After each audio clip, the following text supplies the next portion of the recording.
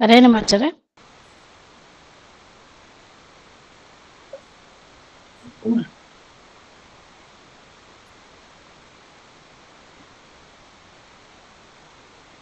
ಸುಮತಿಭಿರನುಮೇಜಂ ಶುಭ್ರಕಾಜಂ ಸಖಾಜಂ ಸುಖಮಜಮನಪಾಜಂ ಮುಕ್ತ್ಯುಪಾಜಂ ವಿಮಾಜಂ ಗೃಹಜಮಹಮಮೇಜಂ ಧೇಜಮಮ್ನಾಯಗೇಜಂ ಸದಜಮಸದಜೇಜಂ ಶ್ರೀಸಹಾಜಂ ಭಜೇಜಂ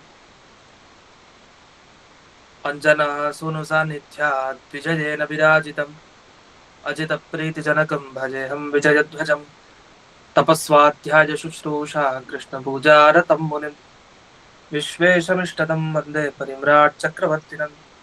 ಶ್ರೀ ಗುರುಭ್ಯೋ ನಮಃ. ಹರಿ ಓಂ. ಜನ್ಮಾದ್ಯಸ್ಯ ಜತೋನ್ಮಯಾದಿತರತಶ್ಚಾರ್ಥೇಷ್ವಭಿಘ್ನಸ್ವರಾಟ್ ತೇನೇ ಬ್ರಹ್ಮ ಹೃದಯ ಆದಿಕವಯೇ ಮುಹ್ಯಂತಿ ಯಂ ಸೂರಯಃ ತೇಜೋ ವಾರಿಮೃದಾಂ ಯಥಾ ವಿನಿಮಯೋ ಯತ್ರ ತ್ರಿಸರ್ಗೋ ಮೃಷಾ ಧಾಮ್ನಾ ಸ್ವೇನ ಸದಾ ನಿರಸ್ತಕುಹಕಂ ಸತ್ಯಂ ಪರಂ ಧೀಮಹಿ. ಓಂ ಸ್ವಸ್ತ್ಯಸ್ತು ಸತಾಂ ಅಶೇಷ ಸನ್ಮಂಗಲಾನಿ ಭವಂತು. ಸಮ್ಯಕ್ ಶ್ಲೋಕೈಕ ಶ್ರವಣ ಪಠನ ಮಾತ್ರೇಣ ವಕ್ತುಶ್ಚ ಶ್ರೋತॄಣಾಂ ನಿಖಿಲ ಕಲಿಕೃತ ಕಲ್ಮಷ ಅಪನೋದನ ಪಡುತ್ತಾರೆ. ಶ್ರೀಮದ್ಭಾಗವತೆ ಮಹಾಪುರಾಣೆ ತೃತೀಯ ಸ್ಕಂಧೆ ಅಷ್ಟಮಾಧ್ಯಾಯೇ ಅದ್ಯ ಕಥಾನುವಾದೇ ಸತಿ ಕಿಂಚಿತ್ ಪೂರ್ವಕಥಾನುವಾದಃ.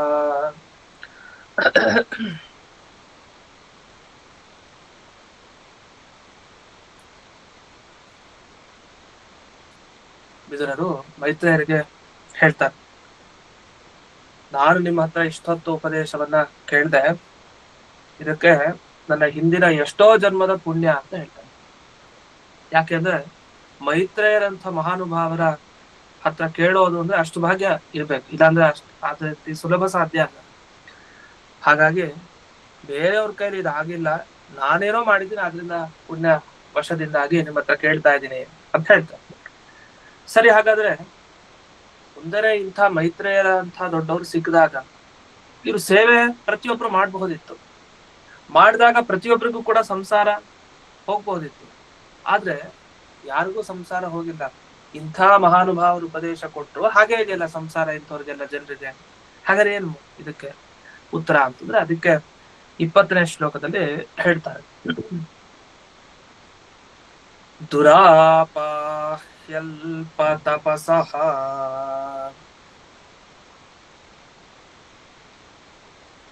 ಸೇವಾ ವೈಕುಂಠವರ್ತ್ಮಸು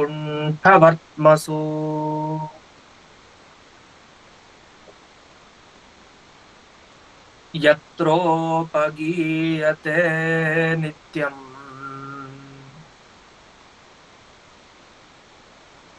ದೇವದೇವೋ ಜನಾರ್ದನಃ.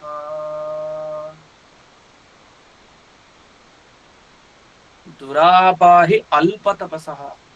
ಈಗೊಂದು ಪ್ರಶ್ನೆ ಮಾಡಿದ್ರು, ಅಲ್ಲ ಇಂಥ ದೊಡ್ಡವರೆಲ್ಲ ನಮ್ ಸುತ್ತಲೂ ಓಡಾಡ್ಕೊಂಡಿದ್ದಾರೆ ಅಂದ್ರೆ ಅವ್ರ ಸೇವೆ ಮಾಡಿ ನಾವು ಸಂಸಾರವನ್ನು ಕಳ್ಕೊಬೋದಿತ್ತಲ್ಲ ಅಂದ್ರೆ ಇಲ್ಲ.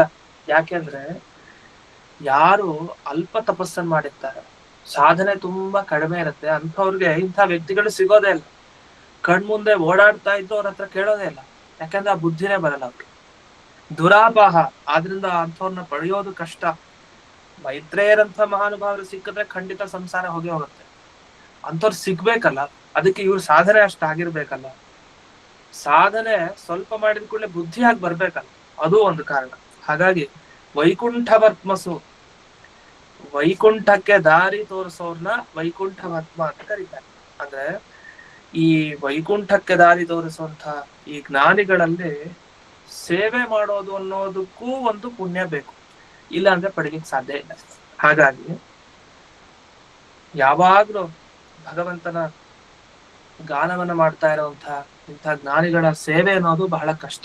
ಅದ್ ಸಿಕ್ಕಿದ್ರೆ ಖಂಡಿತ ಆಗತ್ತೆ, ಅದ್ರಲ್ಲಿ ಸಂಶಯ ಇಲ್ಲ ಅಂತ ವಿವರಿಸ್ತಾರೆ. ಯಾಕೆಂದ್ರೆ ಯತ್ರ ನಿತ್ಯಂ ದೇವದೇವೋ ಜನಾರ್ದನಃ ಉಪಗೀಯತೆ. ಯಾಕಂದ್ರೆ ಜ್ಞಾನಿಗಳು ಅಂದ್ರೆ ಮೈತ್ರೇಯರಂತವ್ರು ಹೇಗಿರ್ತಾರೆ ಅಂದ್ರೆ ಪ್ರತಿನಿತ್ಯ ತಾವು ದೇವದೇವನ ಸ್ತೋತ್ರವನ್ನ ಮಾಡ್ತಾ ಇರ್ತಾರೆ ಭಕ್ತಿಯಿಂದ. ಅವ್ರು ಯಾವತ್ತೂ ಅದನ್ನ ಮರೆತಿರೋದೇ ಇಲ್ಲ ಜೀವನದಲ್ಲಿ. ಬೆಳಗ್ಗೆ ರಾತ್ರಿ ಅದರಲ್ಲೇ ಇರ್ತಾರೆ. ಜನಾರ್ದನ ಉಪಗೀಯತೆ, ಯಾವಾಗ್ಲೂ ಆ ಜನಾರ್ದನನ್ನ ಸ್ಮರಣೆ ಮಾಡ್ತಾ ಇರ್ತಾರೆ, ಅವ್ರ ಬಗ್ಗೆ ಕೀರ್ತನೆ ಮಾಡ್ತಾನೆ ಇರ್ತಾರೆ. ಅಲ್ಲಿ ಜನಾರ್ದನ ಅನ್ನೋ ಶಬ್ದಕ್ಕೆ ಏನರ್ಥ ಅಂತ ಬಂದು ಬಿಡಿಸ್ತಾರೆ ಇಲ್ಲಿ ಟಿಪ್ಪಣಿಲಿ. ಜನನ ಹಾಗೆ ಮರಣ ಎರಡನ್ನೂ ತಗೊಳ್ಬೇಕಂತೆ. ಜನ ಅರ್ಧನ ಅಂತಿದೆ, ಜನನವನ್ನ ಹೋಗಲಾಡಿಸ್ತಾರೆ, ಅಂದ್ರೆ ಮತ್ತೆ ಹುಟ್ಟೋ ತರ ಮಾಡೋದಿಲ್ಲ, ಸಂಸಾರದಿಂದ ಬಿಡುಗಡೆಗೊಳಿಸ್ತಾರೆ. ಹುಟ್ಟೋ ತರ ಏನೋ ಮಾಡಲ್ಲ, ಆದ್ರೆ ಮರಣ ಅಂದ್ರೆ ಮರಣನೂ ಕೂಡ ಆಗಲ್ಲ. ಅದು ಎರಡೂ ಆಗಿಲ್ಲ, ಎರಡರಲ್ಲಿ ಒಂದಿದ್ರು ತೊಂದ್ರೆ ತಾನೆ, ಯಾವ ದುಃಖನೂ ಆಗಲ್ಲ. ಈ ಕಡೆ ಗರ್ಭದಲ್ಲಿದ್ದಾಗ್ಲೂ ದುಃಖ, ಜೀವ ಹುಟ್ಟಬೇಕಾದ್ರೆ ಎಷ್ಟು ಕಷ್ಟ ಪಡ್ತಾನೆ, ಸಾಯ್ಬೇಕಾದ್ರೂ ಕಷ್ಟ ಪಡ್ತಾನೆ, ಎರಡೂ ಬೇಡ, ಎರಡರಲ್ಲೂ ಕಷ್ಟ ಇರೋದ್ರಿಂದ ಅಂಥ ಜನನ ಮರಣ ಎರಡನ್ನೂ ನಾಶ ಮಾಡ್ತಾನೆ. ಅದನ್ನ ಅವ್ರಿಗೆ ಜನಾರ್ದನ ಅಂತ ಕರೀತಾರೆ. ಇಲ್ಲಿ ಅರ್ಧನ ಅಂದ್ರೆ ಹಿಂಸೆ ಅಂತ ಅರ್ಥ. ಮರಣಕ್ಕೆ ಹಿಂಸೆ ಕೊಡ್ತಾನೆ, ಇದು ಸಾವು ಅನ್ನೋದೇ ಮನುಷ್ಯರಿಗೆ ಹಿಂಸೆ ಕೊಡೋದು, ಆ ಸಾವಿಗೆ ಹಿಂಸೆ ಕೊಡೋನು ಪರಮಾತ್ಮ. ಹೀಗೆ ಯಾರೇ ಈ ಭಗವಂತನ ಅಭಕ್ತರಿರ್ತಾರಲ್ಲ, ಭಕ್ತಿ ಮಾಡದೇ ಇರೋರು, ದೇವ್ರು ಅಂದ್ರೆ ಯಾವ್ದೋ ಕಡೆ ಮುಖ ಮಾಡ್ಕೊಂಡು ಹೋಗ್ತಾರೆ, ಅಂಥವ್ರಿಗೆ ಇಂಥ ಮಹನೀಯರು ಕಣ್ಮುಂದೆ ನಿಂತರೂ ಅವ್ರು ಸೇವೆ ಮಾಡೋ ಬುದ್ಧಿನೇ ಬರಲ್ಲ. ಆದ್ರಿಂದ ಅವ್ರಿಗೆ ಸಂಸಾರ ಹಾಗೆ ಶಾಶ್ವತ ಅಂತ ಅರ್ಥ. ಇಷ್ಟ ಆಯ್ತು. ಈಗ ಒಂದು ಪ್ರಶ್ನೆ ಬರುತ್ತೆ ಇಲ್ಲಿ. ಏನ್ ಪ್ರಶ್ನೆ ಅಂದ್ರೆ, ಈಗ ವಿದುರರು ಇದುವರೆಗೆ ಮೈತ್ರೇಯರ ಹತ್ರ ಮಾತಾಡಿದ್ರು, ಏನೇನಂತ ಮಾತಾಡಿದ್ರು ಸ್ವಲ್ಪ ನೆನಪಿಸ್ಕೊಂಡ್ರೆ ನಮ್ಗೆ ಅನ್ಸತ್ತೆ ಎಷ್ಟು ಸುಳ್ಳು ಹೇಳ್ತಾರೆ ವಿದುರರು. ಅವ್ರ ಬಗ್ಗೆ ಗೌರವ ಬರೋದು ಬೇರೆ ವಿಷಯ. ಹೇಗೆ ಮೈತ್ರೇಯರ ಹತ್ರ ಎಂತೆಂತ ಪ್ರಶ್ನೆ ಕೇಳಿದ್ದಾರೆ, ಹೌದು ನಮಗೂ ಈ ಡೌಟ್ ಇತ್ತು, ಆದ್ರೆ ಮೈತ್ರೇಯರ ಹತ್ರ ಕೇಳ್ಬಿಟ್ರು, ಕೇಳಿ ಪರಿಹಾರ ಮಾಡ್ಕೊಂಡಿದ್ದಾರೆ. ಆದ್ರೆ ಇವ್ರು ತುಂಬಾ ವಿನಯ ಜಾಸ್ತಿ ಆಗಿ ಸುಳ್ಳು ಹೇಳೋದು ಜಾಸ್ತಿ ಆಗ್ಬಿಟ್ಟಿದೆ. ವಿನಯ ಇರಬೇಕು, ಅದಕ್ಕೆ ತಕ್ಕ ಸತ್ಯವಾದದ್ದನ್ನು ಮಾತಾಡ್ಬೇಕು. ವಿನಯ ಇದೆ ಅಂತ ಹೇಳಿ ಸುಳ್ಳು ಹೇಳ್ತಾ ಇರೋದು ಯಾವಾಗ್ಲೂ, ಅದು ವಿನಯಕ್ಕೂ ಸುಳ್ಳು ಹೇಳೋದಕ್ಕೂ ಸಂಬಂಧನೇ ಇಲ್ಲ. ವಿನಯ ಇದ್ದ ಕಡೆ ಸುಳ್ಳು ಬರೋದಿಲ್ಲ, ಸತ್ಯನೇ ಬರ್ಬೇಕು ಬಾಯಿಂದ. ಅದೇ ವಿದುರರು ಏನಂದ್ರು, ಸರಿ ಅಂತ ಮಾತು ಏನ್ ಹೇಳಿದ್ರು ತಪ್ಪ ಮಾತನ್ನ ಅಂದ್ರೆ, ಪ್ರತಿ ಶ್ಲೋಕವನ್ನ ಹಿಂದಿನಿಂದ ಗಮನಿಸ್ತಾ ಬಂದ್ರೆ ಮೊದಲನೇ ವಿದುರರು ಹೇಳೋದು, ನಾನ್ ತುಂಬಾ ಅಜ್ಞಾನಿ, ನಂಗೇನೋ ಗೊತ್ತಿಲ್ಲ. ಹೊಸದ ಇವ್ರು ಗೊತ್ತಿರೋ ಅಷ್ಟು ಇನ್ನೊಬ್ರಿಗೆ ಗೊತ್ತಿರಲ್ಲ, ಅಂಥವ್ರು ಇವರು ಅಷ್ಟು ಓದಿದ್ದಾರೆ, ಅಷ್ಟು ತಿಳ್ಕೊಂಡಿದ್ದಾರೆ ವಿದುರರು. ಗೊತ್ತಿಲ್ಲ, ನನ್ಗೆ ಅಜ್ಞಾನ ಇದೆ ಅಂತ, ನನಗೆ ತುಂಬಾ ಪುಣ್ಯ ಕಡಿಮೆ ಅಂತ ಹೇಳ್ತಾರೆ ಎರಡನೇ ಮಾತು. ಮತ್ತೆ ನಿಮ್ಮ ಉಪದೇಶ ಪಡಿಲಿಕ್ಕೆ ನಾನು ತುಂಬಾ ಪುಣ್ಯ ಮಾಡಿದ್ದೆ ಅಂತ ನಡೆ ಹೇಳ್ತಾರೆ. ಎಂತ ವಿರುದ್ಧ, ಕಡಿಮೆ ಪುಣ್ಯ ಅಂತಾರೆ, ನಿಮ್ಮಂತವ್ರ ಉಪದೇಶ ಪಡ್ಲಿಕ್ಕೆ ತುಂಬಾ ಪುಣ್ಯ ಮಾಡಿರ್ಬೇಕು ಅಂತಾರೆ, ಅಂದ್ರೆ ಅದು ತುಂಬಾ ಪುಣ್ಯ ಇದೆ ಅಂತ ಅರ್ಥ. ಆದ್ರೆ ಮಾತ್ರ ಪುಣ್ಯ ಇಲ್ಲ, ಕಡಿಮೆ, ನನಗೆ ಅಜ್ಞಾನ ಇದೆ, ನಮ್ಗೆ ಅಂಥ ಜ್ಞಾನ ಇಲ್ಲ ಅನ್ನೋದು. ಆದ್ರೆ ಪ್ರಶ್ನೆ ಕೇಳೋದು ನೋಡಿದ್ರೆ ಗೊತ್ತಾಗುತ್ತೆ ಇವ್ರು ಎಷ್ಟು ತಿಳುವಳಿಕೆ ಇದೆ ಅಂತ. ಆತರ ಇದೊಂಥರ ವಿನಯ ಅನ್ನೋ ತರ ಅಲ್ಲ ಇದು. ಇದು ಅತಿ ವಿನಯ, ಒಂಥರ ಧೂರ್ತರ ಲಕ್ಷಣ ಆಯ್ತು, ಸುಳ್ಳು ಹೇಳೋರ್ ಲಕ್ಷಣ ಆಯ್ತು, ಇದು ಸರಿ ಇಲ್ಲ. ಇದು ಅಷ್ಟೇ ಅಲ್ಲ, ಇನ್ನೊಂದು ಮಾತು ಹೇಳಿರ್ತಾರೆ ಮೈತ್ರೇಯರ ಹತ್ರ, ನನಗೆ ತುಂಬಾ ಸಂಶಯ ಕಾಡ್ತಾ ಇದೆ, ನಾನು ಆ ಕಡೆನೂ ಇಲ್ಲ ಈ ಕಡೆನೂ ಇಲ್ಲ, ಮತ್ತೆ ಗೊತ್ತಾಡ್ತಾ ಇದ್ದೀನಿ, ಈ ತರ ಒಂದ್ ಮಾತು ಹೇಳಿದ್ದಾರೆ. ಅಷ್ಟೇ ಅಲ್ಲ, ನಾನೊಬ್ಬ ಕುರುಡ, ಕಣ್ಣಿಲ್ಲ ನನಗೆ ಅಂತ ಈ ತರ ಎಲ್ಲ ಮಾತು ಹೇಳಿದ್ದಾರೆ. ಇಷ್ಟೆಲ್ಲ ಮಾತು ಕೇಳಿದ್ಮೇಲೆ ನಮಗೆ ನಗು ಬರೋದೇನಂದ್ರೆ, ಇದು ವಿದುರರಿಗೆ ಸಾಧ್ಯನಾ ಇಷ್ಟೆಲ್ಲ? ಯಾರು ವಿದುರರು ಅಂದ್ರೆ ಸಾಕ್ಷಾತ್ ಯಮದೇವರ ಅಂಶ, ಯಮದೇವರೇ ಬಂದಿರೋದು.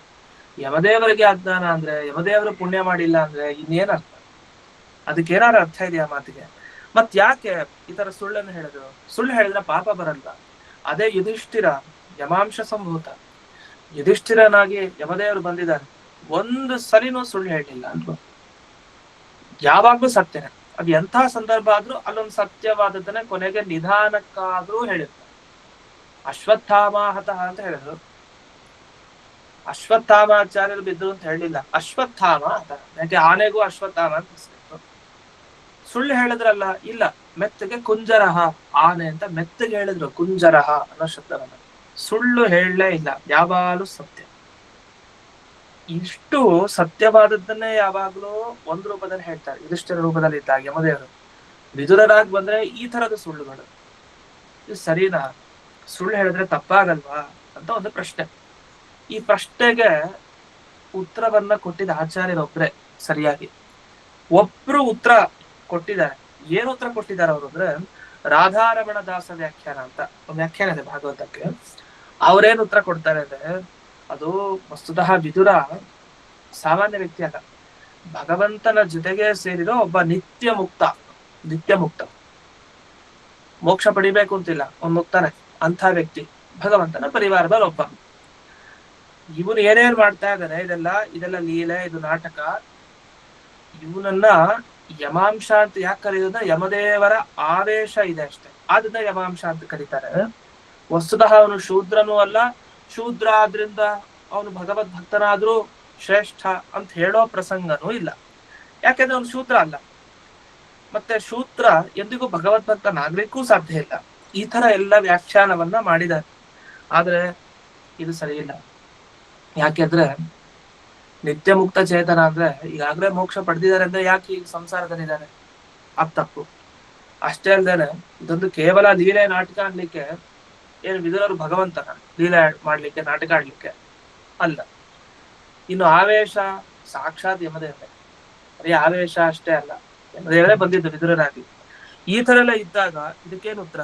ಸುಳ್ಳು ಹೇಳಿದ್ರು ತಪ್ಪಾಗ್ಲಿಲ್ವೇ ಅಂದ್ರೆ ಒಂದು ವ್ಯಾಸ ಸ್ಮೃತಿ ಇದೆ. ಆ ಮಾತಿನಲ್ಲಿ ಏನು ಹೇಳಿದ್ದಾರೆ, ವಿದುರರಿಗೆ ಸುಳ್ಳು ಹೇಳಿದ್ರು ಇದು ತಪ್ಪಿಲ್ಲ, ದೋಷ ಅಲ್ಲ ಅಂತ ಹೇಳಿದ್ದಾರೆ. ಅದು ಹೇಗೆ ಅಂದ್ರೆ, ಆತ್ಮನಸ್ತು ಗುಣಾಭಾವಂ ವದತಃ ನತು ಅಸತ್ಯತ. ತನ್ನಲ್ಲಿ ಗುಣ ಇಲ್ಲ, ನಾನು ತುಂಬಾ ಅಲ್ಪಜ್ಞಾನಿ, ಮತ್ತೆ ನನಗೆ ತುಂಬಾ ಸಂಶಯ ಇದೆ, ನಾನು ಪೆದ್ದ ಅಂತೆಲ್ಲ ಹೇಳ್ಕೊಳ್ತಾನೆ ಅಂತ ಇಟ್ಕೊಳ್ಳಿ.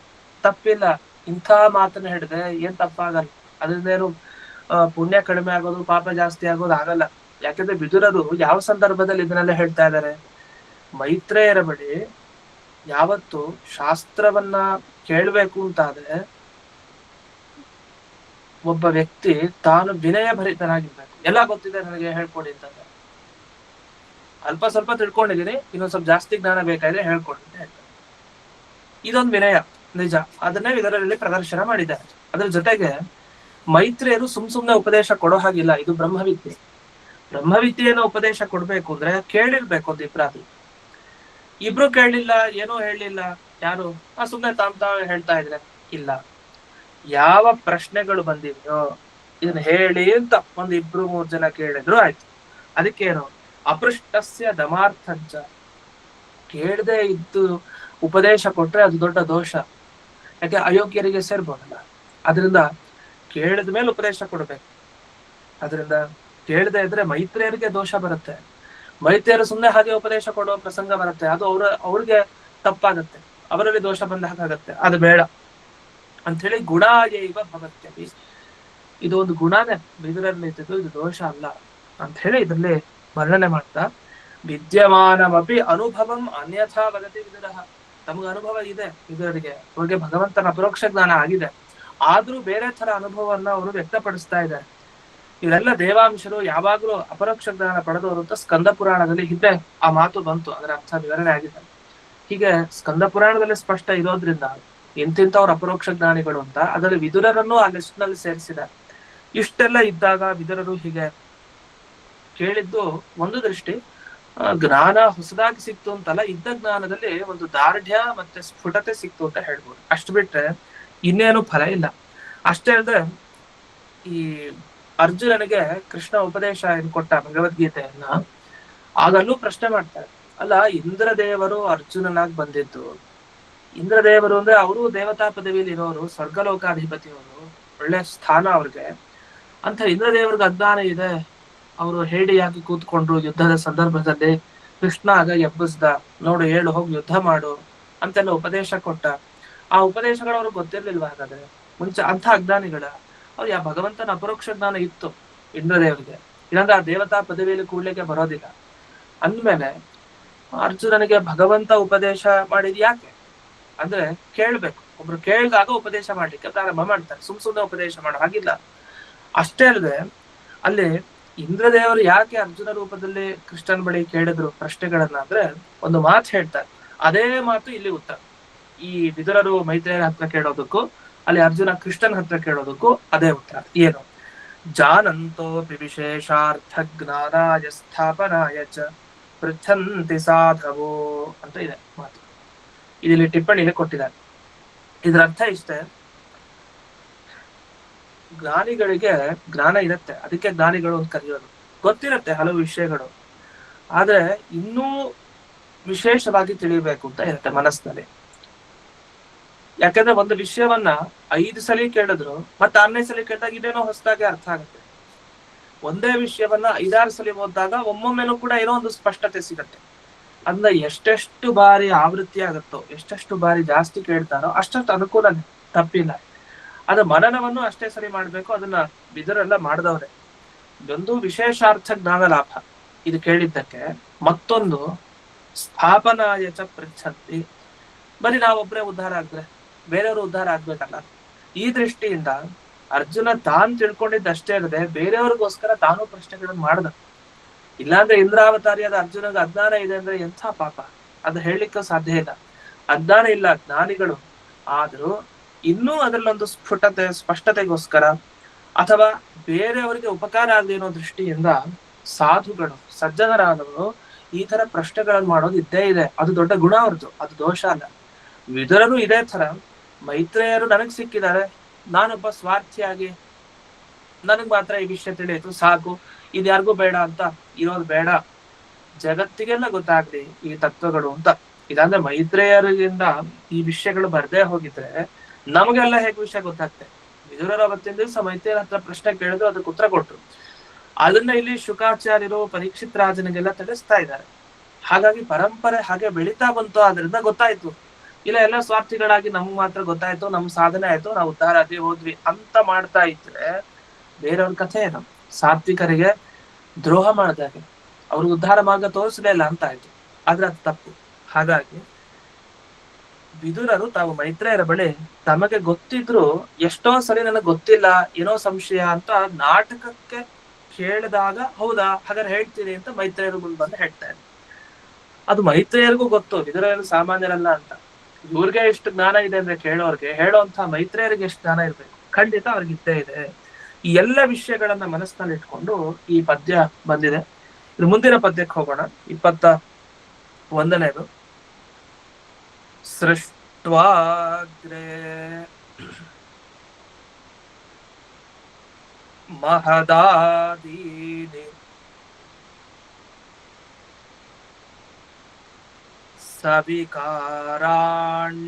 ಸವಿಕಾರಾಣ್ಯನುಕ್ರಮಾತ್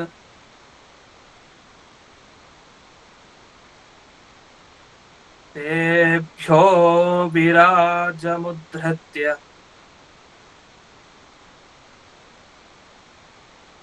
ತವನು ಪ್ರಾವಿಶತ್ ವಿಭುಃ.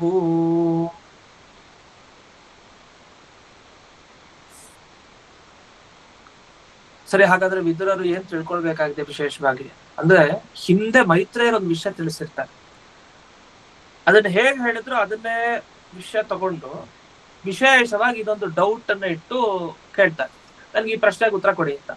ಅದನ್ನ ಈ ಶ್ಲೋಕದಿಂದ ಶುರು ಮಾಡ್ತಾರೆ. ಒಟ್ಟು 3 ಶ್ಲೋಕದಿಂದ ಪ್ರಸ್ತಾವ ಮಾಡ್ತಾರೆ ವಿದುರರು ಮೈತ್ರೇಯರ ಹತ್ರ. ಮತ್ತೆ ಆಗ ಮೈತ್ರೇಯರು ಅದಕ್ಕೆ ಉತ್ತರ ಕೊಡ್ಲಿಕ್ಕೆ ಪ್ರಾರಂಭ ಮಾಡ್ತಾರೆ. ಏನ್ ಕೇಳ್ತಾರೆ ವಿದುರರು ಅಂದ್ರೆ, ನಾನು ಇದುವರೆಗೆ ಕೇಳಿದೆ, ಸೃಷ್ಟಿಯ ಪ್ರಾರಂಭದಲ್ಲಿ ಭಗವಂತ ತಾನು ಮಹತ್ತತ್ವ ಎಲ್ಲ ಸೃಷ್ಟಿ ಮಾಡ್ತಾರೆ. ಮಹತ್ತತ್ವ ಒಂದೇ ಅಲ್ಲ, 16 ಕಲೆ ಇರುವಂತ ಏನೇನು ಮಹತ್ತತ್ವ, ಅಹಂಕಾರ ತತ್ವ ಮೊದಲಾದವುಗಳಿದೆ. ಅದರಿಂದ ಬ್ರಹ್ಮಾಂಡವನ್ನ ಸೃಷ್ಟಿ ಮಾಡ್ದ.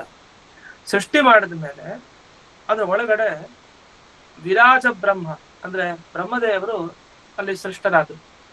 ಅವರು ಸೃಷ್ಟಿಗೆ ಬಂದ ಮೇಲೆ ಆ ಬ್ರಹ್ಮದೇವರ ಒಳಗಡೆ ಮತ್ತೆ ಮಿಕ್ಕಿದೆಲ್ಲ ಪದಾರ್ಥಗಳ ಒಳಗಡೆ ದೇವರ ಹೊಕ್ಕ. ಇದು ಇದೆ ವಿಷಯ. ಸೃಷ್ಟ ಅಗ್ರೇ ಮಹದಾದೀನಿ, ಮೊದಲಿಗೆ ಮಹದಾದಿಗಳನ್ನ ಸೃಷ್ಟಿ ಮಾಡಿ, ಅದೇನು ಸವಿಕಾರಾಣಿ, ಅದರ ವಿಕಾರಗಳಿದೆ. ಬರೀ ಮಹತ್ತತ್ವ ಅಷ್ಟೇ ಅಲ್ಲ, ಅದರಿಂದ ಮುಂದೆ ಏನೇನ್ ಬಂತ ಪಂಚಭೂತಗಳು ಮತ್ತೆ ಜ್ಞಾನೇಂದ್ರಿಯ ಕರ್ಮೇಂದ್ರಿಯ ಇದೆಲ್ಲದರ ಸೃಷ್ಟಿ ಆಯ್ತು. ಎಲ್ಲ ಆದ್ಮೇಲೆ ತೇಭ್ಯೋ ವಿರಾಜ ಮುದ್ಧತ್ಯ, ವಿರಾಜ ಅಂದ್ರೆ ಬ್ರಹ್ಮದೇವರು ಅಂತ, ಬ್ರಹ್ಮಾಂಡದ ಒಳಗಡೆ ಇರುವಂತಹ ಬ್ರಹ್ಮದೇವರು, ಅವರನ್ನ ಉದ್ಧಾರ ಮಾಡಿ ತಮನು ಪ್ರಾವಿಶತ್ ವಿಭು, ಆ ವಿಭು ಸಮರ್ಥನಾದ ದೇವರು ಆ ಬ್ರಹ್ಮದೇವರ ಒಳಗಡೆನೂ ಕೂಡ ಹೋಗಿ ಸೇರ್ಕೊಂಡ ಅಂತ ಬಂತು. ಇದರಲ್ಲಿ ಒಂದು ಮಾತನ್ನ ಹೇಳ್ತಾರೆ. ಅನು ಅಂತ ಒಂದು ಶಬ್ದ ಇದೆ. ಅನು ಅನ್ನೋ ಶಬ್ದಕ್ಕೆ ಏನರ್ಥ ಅಂದ್ರೆ ತತ್ವ ಪ್ರವೇಶ ಅನಂತರಂ ಬ್ರಹ್ಮ ಪ್ರವೇಶ ಅಂತ. ಅನು ಅಂದ್ರೆ ಆಮೇಲೆ ಅಂತ. ಯಾವ್ದಾದ್ಮೇಲೆ ಯಾವ್ದು? ಮೊದಲು ತತ್ವಗಳನ್ನೆಲ್ಲ ಸೃಷ್ಟಿ ಮಾಡ್ತಾರೆ, ಬ್ರಹ್ಮಾಂಡಕ್ಕಿಂತ ಹೊರಗಡೆನೆ. ಇದು ಬ್ರಹ್ಮಾಂಡ ಸೃಷ್ಟಿಗೆ ಬಂದಿಲ್ಲ, ಬ್ರಹ್ಮಾಂಡಕ್ಕಿಂತ ಹೊರಗಡೆ ಮಹತ್ತತ್ವ ಅದೆಲ್ಲ ಸೃಷ್ಟಿಯಾಗೋಗಿದೆ. ಅದಾದ್ಮೇಲೆ ಬ್ರಹ್ಮನ ಸೃಷ್ಟಿ ಏನೋ ಬ್ರಹ್ಮಾಂಡದ ಒಳಗಡೆ ಆಗಿದೆ, ನಂತರ ಅಲ್ಲಿ ಪ್ರವೇಶ ಮಾಡಿದ. ಇದನ್ನು ತಿಳಿಸ್ಲಿಕ್ಕೆ ಇಲ್ಲಿ ಅನು ಅನ್ನುವ ಶಬ್ದವನ್ನ ಬಳಸಿದ್ದಾರೆ ಅಂತ. ಹಾಗಾಗಿ ಮೊದಲು ತತ್ವಗಳಲ್ಲಿ ಪ್ರವೇಶ, ಅನಂತರದಲ್ಲಿ ಬ್ರಹ್ಮಾಂಡ, ಅದು ಅಲ್ಲಿ ಪ್ರವೇಶ, ಆಮೇಲೆ ಬ್ರಹ್ಮದೇವರಲ್ಲಿ ಪ್ರವೇಶ ಅಂತ.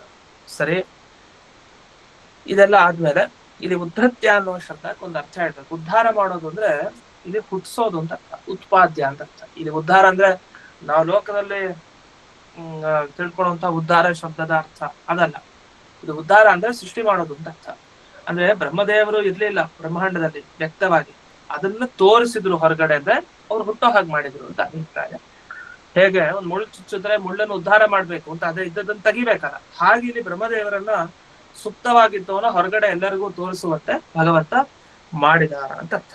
ಸರಿ, ಇಷ್ಟ ಆದ್ಮೇಲೆ ಒಂದು ಪ್ರಶ್ನೆಯನ್ನ ಮಾಡ್ತಾರೆ. ಅಲ್ಲ, ಇದು ಎಲ್ಲ ಹೇಳ್ಬೇಕಾದ್ರೆ ಒಂದು ಡೌಟ್ ಏನು, ದೇವರು ಬ್ರಹ್ಮಾಂಡ ಸೃಷ್ಟಿ ಮಾಡ್ದ ಸರಿ, ತತ್ವಗಳನ್ನ ಸೃಷ್ಟಿ ಮಾಡ್ದ ಆಯ್ತು, ಬ್ರಹ್ಮದೇವರನ್ನ ಸೃಷ್ಟಿ ಮಾಡ್ದ ಸರಿ, ಒಳಗಡೆ ಎಲ್ಲಾ ವಸ್ತುಗಳಿಗೆ ಹೋದ ಅಂತ ಹೇಗ್ ಹೋಗ್ಲಿಕ್ಕೆ ಸಾಧ್ಯ ಅಂತ ಒಂದು ಪ್ರಶ್ನೆ. ಯಾಕೆಂದ್ರೆ ದೇವ್ರು ಅಂದ್ರೆ ಏನು, ದೊಡ್ಡ ಆಕಾಶ ತರ. ಸುಮ್ಮನೆ ಉದಾಹರಣೆಗೆ, ಆಕಾಶಕ್ಕಿಂತಲೂ ಜಾಸ್ತಿ ಹೊರಗಡೆ ಇದ್ದಾನವನು, ಆಕಾಶಕ್ಕೂ ಒಂದು ಮಿತಿ ಇದೆಯಂತೆ, ದೇವ್ರಿಗೆ ಮಾತ್ರ ಮಿತಿ ಇಲ್ಲ. ಎಲ್ಲಾ ಕಡೆ ದೇಶದಲ್ಲಿ ಇದ್ದಾನೆ, ಎಲ್ಲಾ ಕಾಲದಲ್ಲಿ ಇದ್ದಾನೆ. ಇಂಥ ಭಗವಂತ ಎಲ್ಲಾ ವಸ್ತುವಿನ ಹೊರಗೆ ಇರೋದು ಸರಿ, ಓಕೆ, ಎಲ್ಲಾ ವಸ್ತುವಿನ ಹೊರಗಡೆ ವ್ಯಾಪಕವಾಗಿದ್ದಾರೆ. ಎಲ್ಲಾ ವಸ್ತುಗಳ ಒಳಗಡೆ ಹೋಗಿ ಸೇರೋದು ಹೇಗೆ? ಯಾಕಂದ್ರೆ ಅಷ್ಟು ದೊಡ್ಡ ಭಗವಂತ ನಮ್ಮ ಚಿಕ್ಕ ದೇಹದಲ್ಲಿ ಬಂದು ಹೆಂಗ್ ಕೂತ್ಕೊಳ್ಳಿಕ್ ಸಾಧ್ಯ? ಬೇಡ, ಯಾವ್ದೋ ಒಂದು ಚಿಕ್ಕ ಪರಮಾಣು ಇದೆ ಅಂತ ಇಟ್ಕೊಳ್ಳಿ, ತುಂಬಾ ಚಿಕ್ಕದು ಪರಮಾಣು ಅಂದ್ರೆ ತುಂಬಾ ಚಿಕ್ಕದು, ಅದರಲ್ಲಿ ತುಂಬಾ ಚಿಕ್ಕದು ಅಂದ್ರೆ ಅತ್ಯಂತ ಚಿಕ್ಕದು. ಅಂತ ವಸ್ತುವಿನ ಒಳಗಡೆ ದೇವ್ರು ಹೋಗ್ತಾನೆ ಅಂದ್ರೆ ಆಕಾಶವನ್ನು ಪರಮಾಣುವಿನಲ್ಲಿ ತೋರಿಸ್ಲಿಕ್ಕೆ ಬರುತ್ತಾ? ಆನೆಯನ್ನ ಯಾವ್ದೋ ಒಂದು ಮನೆಯಲ್ಲಿ ತೋರಿಸ್ಲಿಕ್ಕೆ ಬರುತ್ತಾ? ಆನೆ ನಮ್ ಕಿವಿ ಒಳಗಡೆ ತೋರಿಸ್ಲಿಕ್ಕೆ ಬರುತ್ತಾ? ಮಮ ಕರ್ಣೆ ಪ್ರವಿಶ್ಯ ಗಜೋಗರ್ಜತಿ ಅಂತ ನ್ಯಾಯಸುಧಾದಲ್ಲಿ ಒಂದು ಉದಾಹರಣೆ ಕೊಡ್ತಾರೆ, ಸಂಧ್ಯಾಧಿಕರಣದಲ್ಲಿ ಹಿಂದೆ ಪಾಠ ಆಗಿದೆ. ಅಲ್ಲಿ ಏನ್ ಬಂತು, ನನ್ನ ಕಿವಿ ಒಳಗಡೆ ಆನೆ ನುಗ್ಗಿ ಜೋರಾಗಿ ಅದು ಹುಂಕಾರ ಮಾಡ್ತಿದ್ದು, ಶಬ್ದ ಮಾಡ್ತಾ ಇದೆ ಅಂತ. ಮೊದಲು ನಮ್ ಕಿವಿಲಿ ಆನೆ ನುಗ್ಗೋದೇ ಅಸಂಭಾವಿತ, ಇನ್ನು ಒಳಗಡೆ ಹೋಗಿ ಶಬ್ದ ಮಾಡೋದಂತೂ ಇನ್ನೂ ದೂರ. ಈ ತರ ಆಯ್ತು ಕಥೆ ಇದು. ಒಂದು ಆನೆನೇ ಒಂದು ಕಿವಿ ಒಳಗಡೆ ನುಗ್ಲಿಕ್ ಬರಲ್ಲ, ಯಾಕಂದ್ರೆ ದೊಡ್ಡ ವಸ್ತು ಚಿಕ್ಕದ್ರಲ್ಲಿ ನುಗ್ಲಿಕ್ ಆಗಲ್ಲ, ಅದರ ಪರಿಮಿತಿ ದೊಡ್ಡದು. ಇವನ್ ಆನೆ ತರ ಅಲ್ಲ, ಇವನ್ ಆಕಾಶ ತರನೂ ಅಲ್ಲ, ಕಲ್ಪನೆಗೂ ಬರಲ್ಲ, ಅಷ್ಟು ದೊಡ್ಡವನು. ಇಂಥ ದೊಡ್ಡ ವಸ್ತು ಚಿಕ್ಕ ಚಿಕ್ಕ ವಸ್ತುವಿನಲ್ಲಿ ಎಲ್ಲ ಹೋಗಿ ಸೇರ್ಕೊಳ್ಳೋದು, ಇದೆಲ್ಲ ಹಾಸ್ಯಾಸ್ಪದ ಅಲ್ಲ. ಇದು ಹೇಗೆ ಹೇಳಲಿಕ್ಕೆ ಸಾಧ್ಯ? ಉಪದೇಶ ಏನೋ ಚೆನ್ನಾಗಿದೆ, ಎಲ್ಲಾ ಕಡೆ ಇದ್ದಾನೆ ದೇವರು, ಎಲ್ಲಾ ಕಡೆ ಇದ್ದಾನೆ, ಬಟ್ ಹೇಗಿದ್ದು ಅಂತ ಪ್ರಶ್ನೆ. ಈ ಪ್ರಶ್ನೆಗೆ ಉತ್ತರ ಕೊಡ್ಲಿಕ್ಕೆ ಅಂತ ಹೇಳಿ ಆ ಭಗವಂತನ ಸ್ವರೂಪ ಏನು ಅಂತ ತಿಳಿಸ್ತಾ ಹೋಗ್ತಾರೆ 22ನೇ ಶ್ಲೋಕ. ಅಂದ್ರೆ ಯಾಕೆ ಅಸಂಭಾವಿತ, ಅವನು ಎಲ್ಲಾ ವಸ್ತುವಿನ ಒಳಗಡೆ ಯಾಕೆ ಇರ್ಲಿಕ್ಕೆ ಆಗಲ್ಲ ಅನ್ನೋದಕ್ಕೆ ಮೊದಲು ದೇವರು ಅಂದ್ರೆ ಏನು ಅದರ ಪರಿಚಯವನ್ನು ಈಗ ಮಾಡಿಕೊಡ್ತಾರೆ 22ನೇ ಶ್ಲೋಕ. ಯಮಾಹುರಾದ್ಯಂ ಪುರುಷಂ ಸಹಸ್ರಾಂಘ್ರಿ ಊರುಬಾಹುಕಂ ಯತ್ರ ವಿಶ್ವ ಇಮೇ ಲೋಕಾಃ ಸವಿಕಾರಾಃ ಸಮಾಸತೆ.